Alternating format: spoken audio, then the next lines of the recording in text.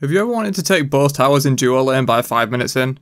Well, you could with release Sol. She definitely pushed the boundaries of what was possible in Smite on her release, and she was the most OP god release to date when it comes to like tower push potential and making duo lane miserable for everyone. So let's dive right into Sol's release stats, abilities, and the nerfs she's needed over the years to bring her down a peg. So quickly before we get into the horror that was release Sol, I just wanted to let you all know that I have a Patreon page now. It's there as a completely optional way to support me directly, and I offer custom rewards based on pledges, like deciding what god I cover on this series next, for example, and stuff like that. Plus any donation, even just $1, gets your name on my end screen as well. This is just to allow me to focus less on pleasing YouTube's demonetization bots and more on creating the best content I can. So any pledges are greatly appreciated, more than you know. Alright, let's get into this. So the main two things I remember that broke Sol in her release were her 2 and her passive. Actually, her 3 was pretty broken as well. Basically, Sol's entire kit was busted on release. So Sol's 2 on release essentially counted as a basic attack for all purposes, so it will proc in-hand items like Demonic Grip and most importantly Polynomicon twice. Yeah, since it counted as a basic attack, it procced in-hand effects on each tick of damage from the ability, so it would double proc Polynomicon and you were literally doing 150% of your magical power every time you use your 2. And that's on top of the already 320 base and 70% scaling of the ability. Which, by the way, was on a 10-second cooldown at release. So even if Sol had, say, only 400 magical power late game, which is a pretty low ball estimate, you're taking 840 just from scaling, plus the 320 base, and you're easily hitting for like over 1000 damage late game with this 10-second cooldown ability. Which is basically comparable to Scylla's 2, but with way less magical power investment in items. Like, Scylla would invest like 800 magical power to get her 2 to do 1000 damage, Sol did it with like 400. And then on top of all that, Sol also had all the bullshit auto-attack synergies from her passive and stuff that Scylla doesn't have. Speaking of, even now Sol's passive is easily one of the best in the entire game, allowing her autos to hit as hard as dedicated basic attack hunters just from one ability pretty much. But on release it was like at least 1.5 times as good, probably close to doubly as good as what it is now. The main issue was the bonus in-hand basic attack damage, which was at 35% at release compared to 20% that it is today. Yeah, if you complain Sol's auto attacks hit too hard for a mage right now, this bonus was almost double what it was at release compared to present day Smite.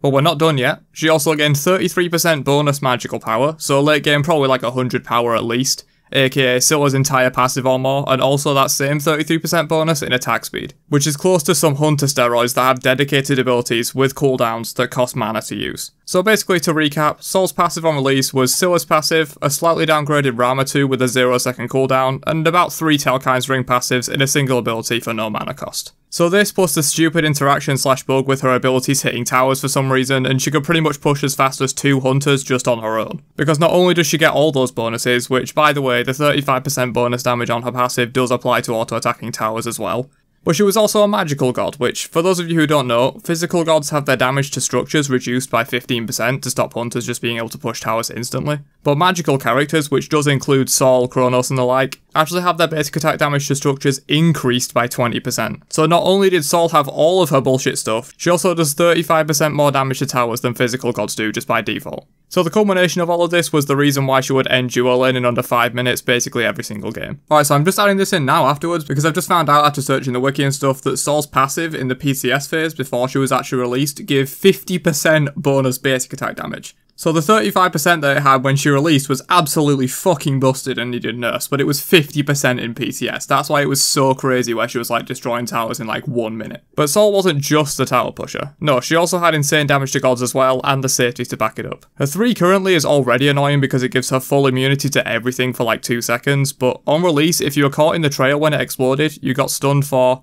you ready for it? 1.5 seconds. Yeah, Ula's axe stun, which was way harder to hit back then, at max rank only stunned for 1.4 seconds. So why, you asked, does Sol's escape ability get a longer stun than a hard to land skill shot? Because people were too busy losing their shit about Sol not having a butt crack back then instead of actually telling Harez to fix this shit. Proud of you, Reddit. So Sol's god tier escape ability, with full immunity to everything for 2 seconds and a 1.5 second stun, is probably better than every other ADC escape in the game, especially back in Season 2. Well, that's not even all that it did. It could do up to 600 base and 150% scaling in damage, gave up to 30% movement speed, and gave her haste for the duration of the ability. Yeah, Harez eventually saw sense and removed that aspect of the ability later on, but on release, even if you thought you could maybe escape her bullshit damage auto attacks and Polynomicon 2s, nah, she can literally fulfill every ADC player's fantasy and just hold left click and W until you die. Oh, and as I touched on earlier, her 3 could also hit towers on release due to a bug, because apparently towers didn't have enough reason to fear this bitch. Alright, so I'll just quickly cover Sol's 1 and ultimate before we move on to some sweet justice in the nerfs section. Since Sol's 1 and ult were actually like not that great on release,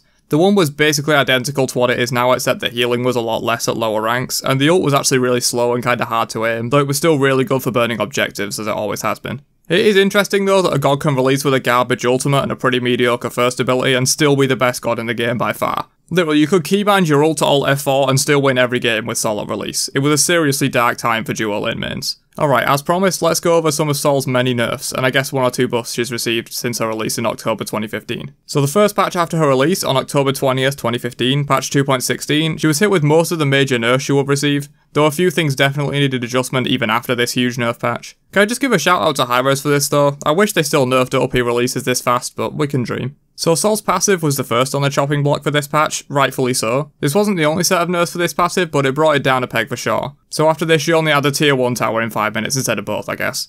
They nerfed Radiance, which is interesting. I guess the damage was pretty good at 150 per tick, given you could get like probably 2 ticks off reliably, but honestly I don't think they should have given this nerf priority while barely touching her ridiculously overpowered third ability. Oh, and this also used hit structures, cause why not? Stellar Burst double Polynomicon proc shenanigans were ended swiftly. You could say that her burst was reduced with this nerf. That was all that happened to it though for now, more on her 2 later. The 3, which should have been nuked from orbit with zero hesitation, only received a minor nerf and the same fix that the 1 had. Don't worry though, it was nerfed really heavily later on. And one of few buffs she's ever received, her ultimate was actually buffed this patch, essentially making it easier to hit, which was definitely needed. This is the one time I'm happy with a Sol buff, because the ultimate of release was actually really difficult to use and it kinda felt bad. 3 patches later, in 2.19, Stellar Burst was nerfed again. Not too significant this time, just a small mana increase and a reduction to the slow, followed by another nerf to the ability in the first patch of Season 3 that finally stopped it proccing Polynomicon altogether, and other in-hand effects of course, which is more significant than it seems. It really hurts Sol's burst potential not having that extra 75% scaling on this ability. All of these nerfs added up brought the ability reasonably into balance. It was still very good, but it wasn't one-shotting people as it had been in the past. And finally, the last big nerf patch for Sol after her release. In 3.3 she had a few fixes, but the big one was removing the stun on Disapparate. It remained a powerful escape and defensive tool for Sol as it does now, but this nerf definitely hurt it a ton. Now if you didn't manage to escape with the speed and immunity, once it runs out you're likely in trouble. Whereas before when it stunned, melee gods had real trouble chasing down Sol because if they tried to like stick to her and auto-attack her, she just stunned them and then ran. And not being able to do that hit her harder than you would think. Not to mention she also lost the haste effect on this ability at the start of Season 4 during the purge of haste from range characters. Not having that means it's really kinda hard for her to chase down kills like she could before. Though she was compensated with a bit of extra movement speed as she ranked the ability up, it didn't really come close to having haste for 3 seconds. And she was hit pretty hard by it, so much so that she actually received a few buffs here and there throughout Season 4, mostly to her ultimate and to Radiance, which is understandable given that were definitely 2 of her weaker abilities. And the last balance change patch to Sol, as of making this video, hit her passive again in patch 5.6. Very recently actually, to take 5% off of basically everything. Pretty crazy that an enormous nerf to this passive still wasn't enough and they had to add this even on top. And even then it's still one of the best passives in the game. That just shows how ridiculous this was at release. So that's Sol's release history. The most overpowered god release in her own way for sure. Let me know your thoughts on release Sol, especially if you were around for it as I was. Share some of your stories below. Let me know who you want me to cover next in the series and I'll get it done. Catch you guys later. Peace out you nerds.